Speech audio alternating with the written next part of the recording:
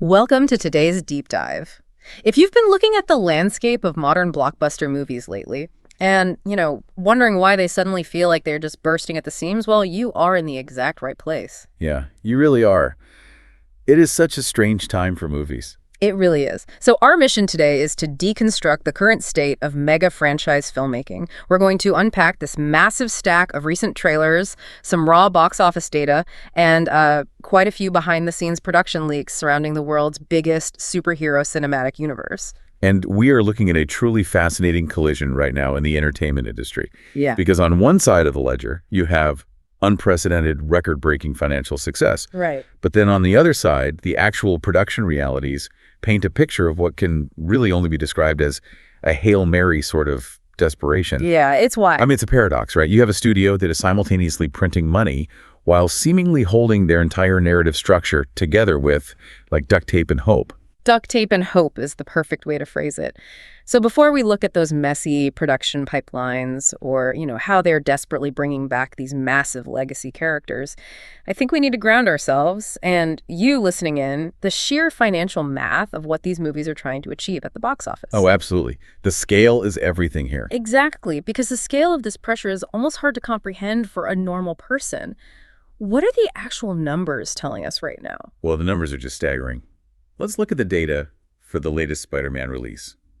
Currently, it is sitting at just over $2.077 billion domestically. Which is insane on its own. Right, and we have to note that this figure is actually artificially low at this exact moment because of how international box office reporting works.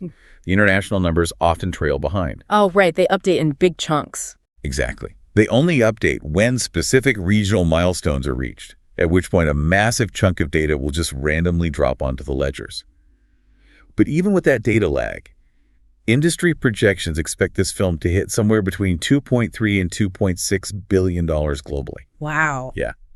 That secures its place as the third highest grossing movie of all time. I mean, that amount of money generated purely from physical movie tickets is just mind-boggling.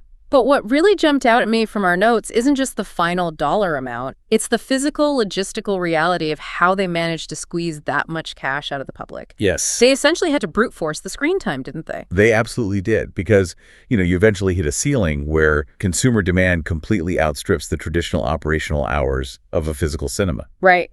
There are only so many hours in a day. Exactly. To push a movie past that $2.5 billion mark, theaters were forced to extend their hours to an extreme degree. We were talking about multiplexes packing in showtimes up to 1.0 or 2.00 a.m. on weekends. Let me just stop you there, because I want you listening to really picture what that means. Think about your local multiplex. Picture the lobby, the staff, the concession stands. It's chaotic. Right. A 2.0 a.m. screening means you have teenagers working the popcorn machines until 3 in the morning. It means the cleaning crews are completely overwhelmed and the physical projectors are running incredibly hot. Yeah, the wear and tear is massive. It really is. It is pushing the physical infrastructure of a movie theater to its absolute breaking point just to cycle enough human beings through those doors. And that physical limitation is actually the perfect segue to the massive conflict looming over their upcoming slate. Because the upcoming Avengers Doomsday is universally predicted to have a monster opening. Oh, for sure. It is expected to easily clear $1 billion. But here's the catch. The studio has scheduled it to release on the exact same day as the next Dune film. Which just feels like playing a massive game of chicken with physical real estate. I mean, let's use a funnel analogy here. Think of a physical movie theater as a literal funnel. Okay, I like that. You can only pour so much water through the neck of that funnel at one time, regardless of how much water you have waiting in your bucket. Right. So my question is, even with this unprecedented hype for Doomsday, is it physically possible to replicate a $2.5 billion run if you are forced to share the actual screens, the physical seats, and the operational hours with another absolute juggernaut like Dune? Well, that is the multi-billion-dollar question that studio executives are likely losing sleep over right now. Because when two massive cultural events collide on the same calendar day, the physical infrastructure of the exhibition industry becomes an immovable bottleneck. Right, you can't just invent more seats. Exactly. You cannot magically conjure a 3.0 a.m. screening for Doomsday if half your screens are contractually locked into showing Dune, your staff has gone home, and the projection systems require maintenance. Right. The crushing pressure to somehow guarantee these record-breaking box office returns despite those bottlenecks is directly impacting how these films are physically produced. Let's follow that pressure then, because you can practically smell the panic when we transition into the production realities of Doomsday. I really want to talk about how these movies are actually being made right now, starting with the visual evidence we have. Yeah, the trailers are very telling. They really are. When you look at the new trailers we've been analyzing, the visuals are incredibly muddy. We're seeing heavy backlighting, a tremendous amount of just, well, green screen slop. Absolutely. And they are relying heavily on digital clouds and smoke to hide the seams between the actors in the background. It feels very reminiscent of the visual soup we saw at the end of Endgame years ago. Why does it look like this? Well, the visual mud you are noticing is a direct symptom of behind-the-scenes production chaos. I mean, the heavy reliance on green screen isn't an aesthetic or stylistic choice here. Right. It's not an artistic vision. No, it is a desperate logistical necessity. According to the production leaks we were reviewing, there is no finalized script for this film. Wait, none at all. None. The production is operating off of loose outlines. You have actors reportedly receiving up to 500 different script edits while they are actively trying to film their scenes. Wait, hold on. 500 edits? How does that even work practically on a movie set? Barely. It barely works. If I'm an actor, am I just memorizing new lines between takes? Are they handing me an iPad right before the director yells action? I mean, I know Hollywood does rewrites, but that borders on the absurd. It really does. It fundamentally changes the definition of film acting. Yeah. It becomes this exercise in disjointed data collection. Data collection, wow. Yeah. We have reports from veteran actors, people like Alan Cumming and Sebastian Stan, describing being placed in completely empty green screen rooms. In many cases, they don't know the overarching plot of the movie. Are you serious? I am. Sometimes, they don't even know who they are supposed to be acting opposite. The studio shoots them in total isolation so that they maintain maximum flexibility to, quote, rejig the scenes in post-production. That sounds less like making a movie and more like a studio buying a massive box of random puzzle pieces, tossing them in the air, and just hoping they form a picture of Dr. Doom by the time they hit the floor. That is a great way to put it. It completely undercuts the studio's legendary reputation for extreme secrecy. For years, fans have assumed they are these Machiavellian geniuses pulling the strings, handing out fake scripts to protect their grand narrative secrets. Right, the mastermind theory. Exactly. But looking at this, is it possible this is just a scatterbrained rat's nest of a production where nobody actually knows what's going on, so they shoot everything in a green void and pray they can fix it in post? The evidence strongly points toward the scatterbrain theory, honestly. When a production lacks a locked script, they aren't shooting a movie, they are building a digital asset library. Right, just grabbing parts to assemble later. Exactly. They want to be able to digitally drop any actor into any scene at any time, completely changing the plot months after the cast has gone home. And this scatterbrain methodology leads directly to creative desperation. Which brings us to the big Hail Mary. Yes. When the story isn't working naturally and the box office demands billions, the studio reaches for the biggest safety blanket they can find. This brings us to what our sources identify as a Hail Mary casting choice designed to save the entire franchise. The face and the iron mask itself? Dr. Doom. Precisely. The data shows Dr. Doom has been hastily inserted into the narrative to serve as the new anchor point. Because they needed a big bad. Right. And if we analyze the dialogue in the most recent trailers, you can see the studio rushing to establish his lore as quickly as possible. We get this rapid-fire exposition explaining that Doom didn't help with Galactus, that he used to be a kind person, and that his current motivation is a belief that everyone has lived stolen lives and must give them back. It feels like they are throwing every piece of available IP at the screen to establish him as a massive threat instantly, purely because they didn't do the work of an organic multi-year buildup. Oh, absolutely. I mean, we even see him backed by Sentinels and Fox-era X-Men in the footage. And that detail about the Fox-era X-Men is crucial to understand. For anyone listening who might not track the corporate mergers, these are characters from movies made 20 years ago by a completely different studio. Right. The old legacy stuff. Exactly. By putting them behind Doom, the current studio isn't just bringing back characters, they are actively mining a defunct universe just to borrow cultural relevance and nostalgia that they didn't build themselves. It's a shortcut to gravitas. And speaking of shortcuts to gravitas, I mean, we have to talk about the elephant in the room regarding who is actually playing Dr. Doom. We do. Robert Downey Jr. is undeniably under that mask. In the close-up trailer shots we reviewed, there is a very specific identifying mole by his left eye that is clearly visible. It is Robert Downey Jr. Which introduces an incredible narrative problem for the writers. I mean, how do you logically explain that the universe's ultimate villain, Dr. Doom, is a Tony Stark variant? Right. How does that make any sense? Are they going to write a convoluted backstory where baby Tony was orphaned and adopted by a wealthy Latvian family? Is it meant to be a cosmic genetic coincidence across the multiverse? That feels so cheap, though. It does. Or, on a darker note, did Doom somehow steal Tony Stark's face? They have backed themselves into a narrative corner where the shock value of the casting completely overshadows the actual character of Victor Von Doom.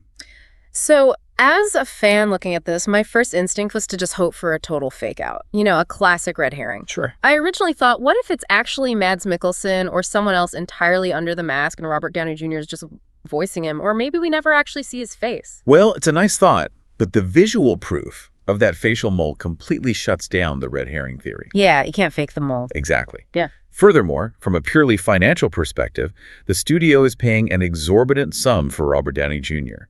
They need his face recognition to market the film and sell tickets. They are not going to keep him hidden behind metal forever. Okay, yeah, I can see that point. So if they absolutely have to do a face reveal, how do they maximize the drama of that moment? I mean, imagine this scenario. Okay, pitch it to me. Thor and Steve Rogers are gathered around a table. Maybe the Fantastic Four are there explaining the existential threat of Dr. Doom.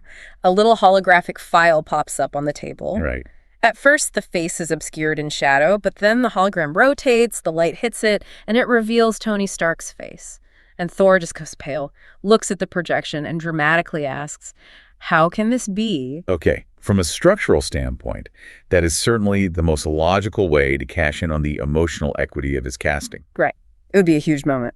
It would, but it also highlights the profound exhaustion surrounding the multiverse concept. Because if anyone in this universe can look like anyone else, the narrative weight of a character's history really begins to evaporate. Yeah, that's true. And frankly, this pivot to endless variants leads us directly into another massive hurdle this franchise is facing, which is the staggering burden of homework they're placing on their audience. Oh man, the homework problem. This is where it gets really exhausting for the average viewer. It really does. Because if you want to understand why Dr. Doom is suddenly so absurdly powerful in this upcoming movie, you can't just watch the previous theatrical releases. No, not at all. According to the current release slate, you apparently have to go read the current One World Under Doom comic book run just to understand the baseline context of his power level. And that is to say, nothing of the mandatory viewing required on Disney+. Right, the television spin-offs has basically become mandatory reading at this point. Yeah. Which brings us to the upcoming release of Vision Quest, dropping on October 14th. Yeah. The studio is billing this as the third part of a television trilogy, following up on the events of WandaVision and Agatha. The trailer for Vision Quest is wild, by the way, and I really want to break down what we're seeing. The visual tone has completely shifted into psychological horror. Very much so. It's giving off a very creepy, almost Stranger Things Creel House vibe. Yeah. We see Vision, and the interface tells us he is running on a 2% infinitary battery. Right, and we should clarify what that infinitary battery implies for the listener. Yeah, please do. It is essentially the proprietary magical tech juice that keeps this artificial being alive. Being at 2% isn't just an inconvenience like a low phone battery. Right, he doesn't just need a charger. Exactly. It implies his very consciousness, his life force, is hanging by a digital thread. It establishes a ticking clock for his survival. Right, he's dying. And as his battery drains, his mind seems to be completely unraveling. We see the return of old Tony Stark robot interfaces popping up. Characters like Friday, Dum-Dum, and Jarvis. Lots of cameos. Oh, tons. We're even seeing the souls of Speed, Billy, and Tommy, those kids from previous shows who originally occupied dead bodies just floating around. It is an incredibly dense tapestry of deep-cut lore. It is remarkably dense. Yeah. But the core central conflict of the show seems to revolve around the return of Ultron. Yeah. James Spader is back voicing the iconic villain, but there's a twist. Ultron isn't a physical robot fighting the Avengers this time. He is trapped inside Vision's head. The trailer explicitly states that Vision's blood pumps with a genocidal maniac inside his head. Okay, and this is where I really have to push back hard on the narrative stakes of this entire concept. Go for it. If the entire premise of the show is essentially just a psychedelic mindfuck waffle happening entirely inside the digital brain of a dying robot, why should the audience care? That's a fair question.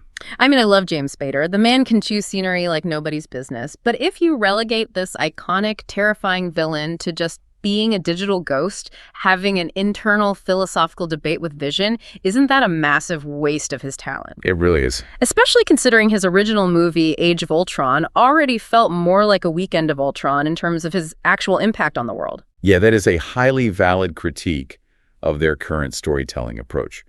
When you move a massive conflict entirely into an internal digital headspace, you run the severe risk of losing the tangible, mortal jeopardy that audiences actually connect with. Exactly. Nothing physical is at risk. Right. Yes, having actors of the caliber of James Spader and Paul Bettany sparring with each other in a psychological thriller is a win on paper. But if their conflict doesn't organically impact the physical world or the wider cinematic universe, it feels like an isolated vanity project. Yeah, it feels disconnected. And this specific issue allows us to zoom out and look at the macro-level audience reaction to all this interconnected, homework-heavy content. How is the broader audience reacting to this? Because from the outside, it feels like people are just hitting a wall. They absolutely are. For the casual viewer who just wants to sit down and watch a good, complete story, this massive interconnected web doesn't feel like a rich, rewarding tapestry anymore. No. It feels like it is rotting on the vine. The sheer volume of prerequisite knowledge required to enjoy a single installment is actively driving viewers away. And people are definitely noticing this rot. I mean, the cultural discourse around how the studio should fix this problem has gotten incredibly loud in our source materials. It really has. It has become a major flashpoint in industry discussions. If we neutrally unpack the current critiques circulating in the cultural discourse right now, there is a very loud vocal segment of the audience arguing that the studio's creative hiring practices are the root cause of this decline. Right. The argument being presented is that studios have prioritized DEI diversity, equity, and inclusion initiatives over purely profit-driven, merit-based creative choices. Which is a huge debate right now. It is. In some of the harsher critiques, you will hear people bluntly state that the studios need to abandon these initiatives entirely and just hire, quote, an angry white man who wants to make some money. Wow. Yeah. The premise of their argument is that a specific demographic inherently understands how to build a commercially viable blockbuster, while diversity initiatives somehow distract from good storytelling. Okay, let's examine that argument neutrally by looking at the actual data in our notes, because there is a massive glaring contradiction to that logic right there in the industry trends. Oh, definitely. If these studios are truly ruthlessly just looking for what works, if they just want to hire whoever can write a gritty, profitable, critically acclaimed hit, then why aren't they aggressively recruiting the woman who wrote and spearheaded the massively successful The Penguin series to run their major cinematic universe projects? That is a great point. Right. She just proved definitively that she can deliver exactly the kind of grounded, high-quality content that audiences are begging for. Yet she isn't being immediately drafted and handed the keys to the kingdom. Which forces us to ask a much more uncomfortable question about the actual mechanics of Hollywood failure right now. Exactly. It makes you ask, is the problem actually about the specific demographics or identity of the person sitting in the writer's chair? Probably not. Right. Or is the fundamental problem a completely broken, scriptless studio system that crushes absolutely any writer's vision, regardless of their background, under the suffocating weight of endless green screens, 500 script revisions, and rigid corporate mandates? I mean, if we look holistically at the evidence we've covered today, the muddy backlit visuals, the veteran actors forced to perform to empty space, the desperate reliance on recognizable faces over cohesive plots, it strongly suggests a systemic failure of process, not a failure of personnel. Absolutely. You could put the greatest screenwriter in cinematic history in that chair. But if you demand they write a script backward to meet an unmovable release date, force them to include a dozen characters they didn't ask for just to set up a spinoff, and then change the entire third act in post-production using digital avatars, Yeah. well, the result is always going to be a mess. Yeah, it has to be. It doesn't matter who wrote the first draft if the final product is assembled by committee in an editing bay. It sounds like a system perfectly designed to produce content, but completely incapable of producing cinema. That is the perfect distinction. So, to synthesize this entire journey we've been on today, we are witnessing a truly fascinating, deeply flawed era of pop culture history. We really are. We have billion-dollar financial stakes colliding with duct-taped, chaotic production realities. And because the system is too broken to organically build up a new generation of cultural icons, the studio's primary solution to their creative bankruptcy is a heavy reliance on recycled faces. Just bringing everyone back. Exactly. They are bringing back Robert Downey Jr., they are bringing back James Spader, and they are leveraging 20-year-old X-Men characters simply to trigger a nostalgia reflex in the audience. And that leaves us with a lingering thought for you to ponder long after we wrap up this conversation. We've spent a lot of time today talking about characters returning from the grave. We have variants stepping in from other universes. Digital ghosts. Right, digital ghosts trapped inside robot heads. We have human consciousness that can apparently be backed up and restored like a piece of computer software. If every single character in a massive cinematic universe can simply be re-downloaded from the multiverse or restored from a dusty hard drive, what happens to the human stakes of storytelling when death is nothing more than a deleted file? Thank you so much for joining us on this deep dive. We'll catch you next time.